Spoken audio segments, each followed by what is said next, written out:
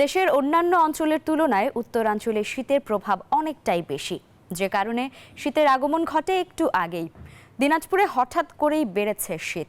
সারাদিনে তেমন একটা বোঝা না গেলেও রাত বাড়ার সাথে সাথে বাড়ছে ঠান্ডা।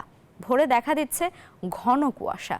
আবহাওয়া অফিসের তথ্য মতে চলতি মাসের শেষ ভাগে এই অঞ্চলে শীতের তীব্রতা বাড়বে। দিনাজপুর প্রতিনিধি ফখরুল হাসান পলাশের রিপোর্টে বিস্তারিত। ঘাসের ডগায় শিশির বিন্দু জানান দিচ্ছে শীতের আগমনী বার্তা। প্রকৃতি সেজেছে এক নতুন রূপে, দুয়ারে কড়া নাড়ছে শীতকাল। মধ্য হেমন্তেই শীতের আমেজ বইতে শুরু করেছে দেশের উত্তরাঞ্চলে। হিমালয়ের কাছাকাছি হওয়ায় তুলনামূলক শীতের প্রকোপ বেশি দেখা যায় উত্তরের জেলা দিনাজপুরে।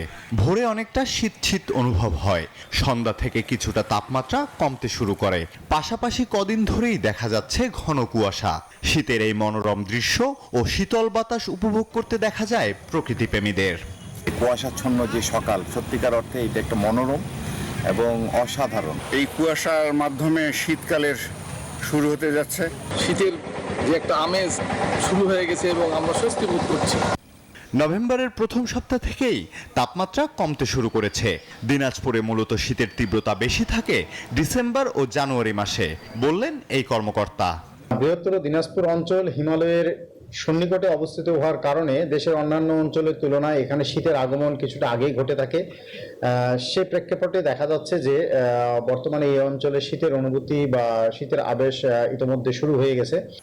আবহাওয়া অফিসের তথ্য মতে দিনাজপুরে শনিবার সর্বনিম্ন তাপমাত্রা রেকর্ড করা হয়েছে 16.8 ডিগ্রি সেলসিয়াস। এখন পর্যন্ত যা চলতি শীত মৌসুমের সর্বনিম্ন। Desk report, news 24।